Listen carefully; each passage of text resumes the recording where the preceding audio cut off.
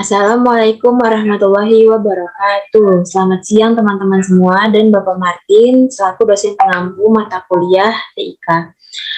Baik, di sini kami akan memaparkan materi yang berjudul penerapan teknologi informasi dan komunikasi sebagai media bermain dan media pembelajaran. Alangkah lebih baiknya sebelum kami memaparkan materi, kami berdoa terlebih dahulu. Berdoa dimulai.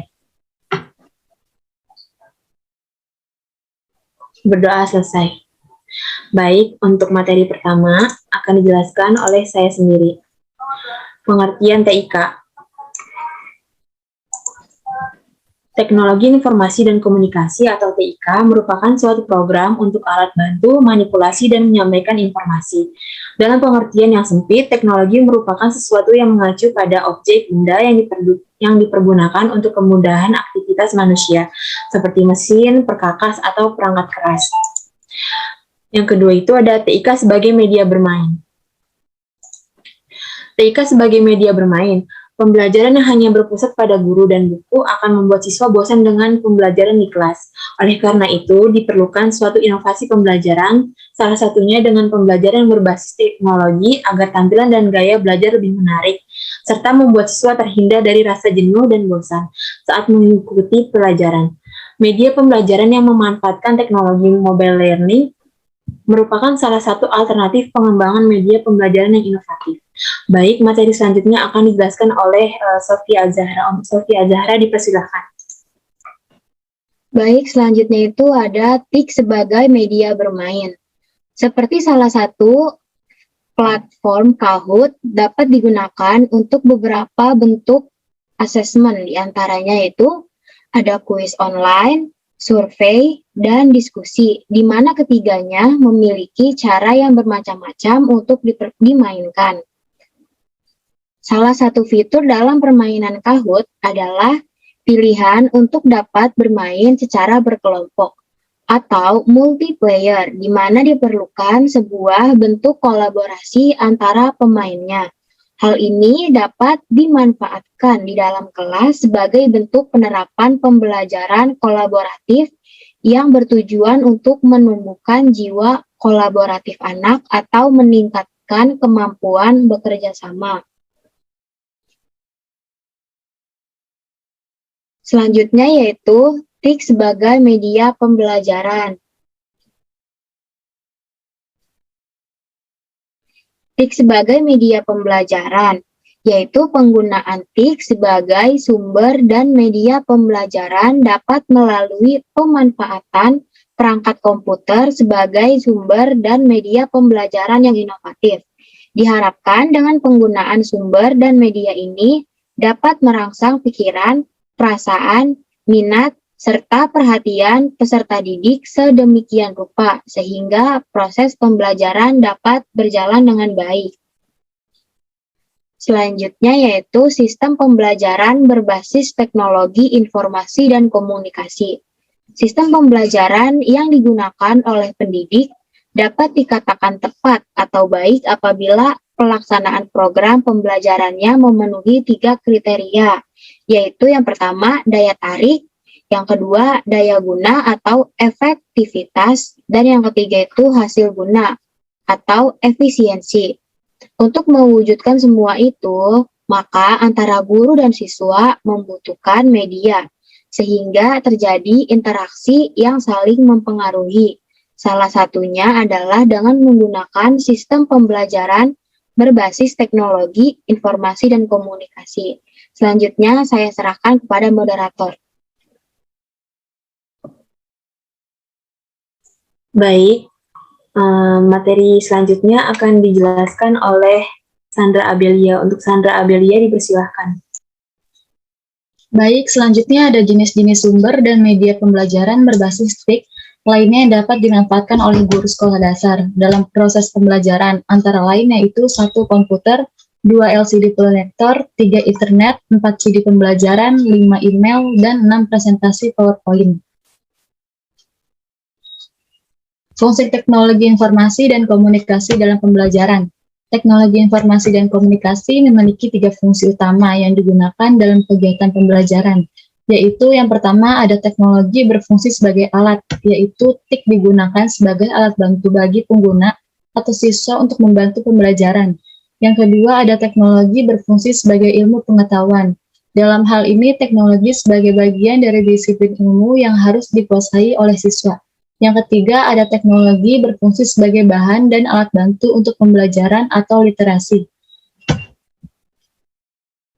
Selanjutnya ada faktor-faktor pendukung teknologi informasi dan komunikasi dalam pembelajaran. Yang pertama ada infrastruktur. Maksud dari faktor di atas adalah agar teknologi informasi dapat berkembang dengan pesat.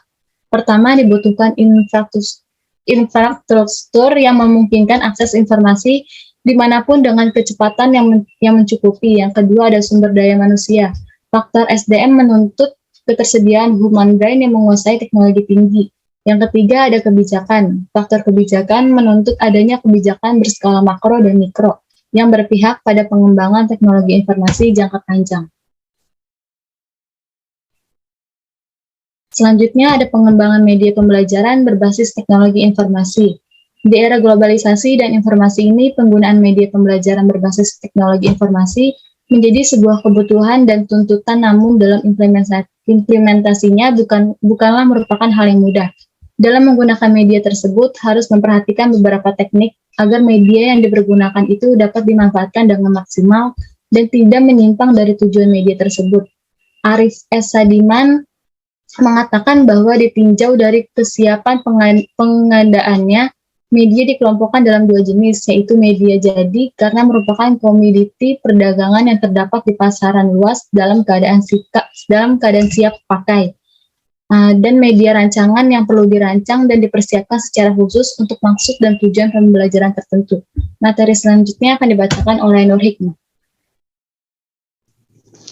Baik, selanjutnya ada dampak komputer dan TK untuk pembelajaran, yaitu ada dampak positif.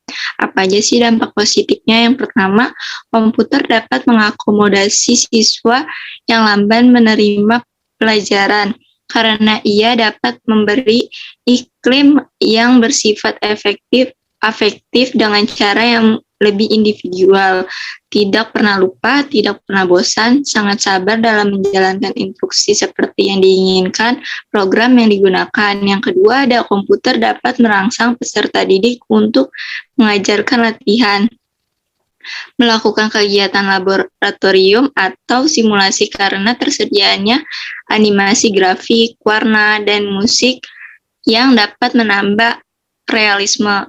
Yang ketiga, ada munculnya metode-metode pembelajaran yang baru yang memudahkan siswa dan guru dalam proses pembelajaran. Dan yang terakhir ada pemenuhan kebutuhan akan fasilitas pendidik dapat dipenuhi dengan cepat.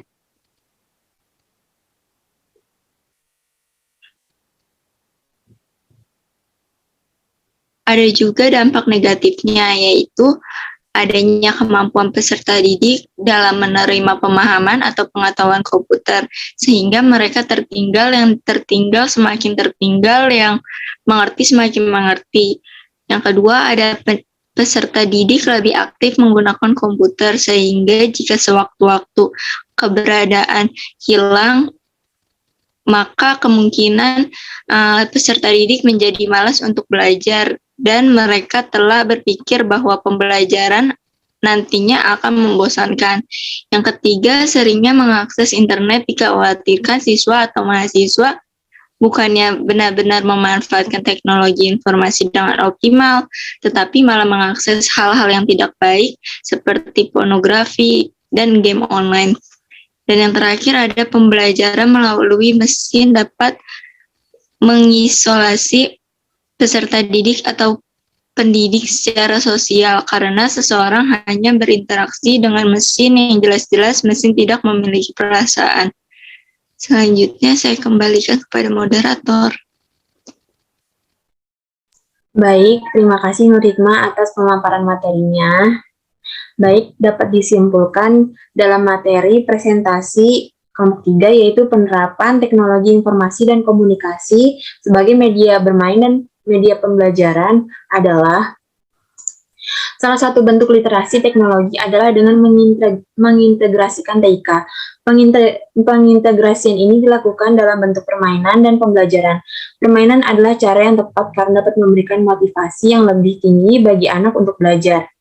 Meskipun demikian, perlu diingat bahwa permainan dengan menggunakan teknologi rentan menimbulkan kecanduan pada anak yang akan berpengaruh pada perkembangan anak. Baik, sekian presentasi dari kelompok 3, kurang lebihnya mohon maaf. Wassalamualaikum warahmatullahi wabarakatuh. Waalaikumsalam warahmatullahi wabarakatuh.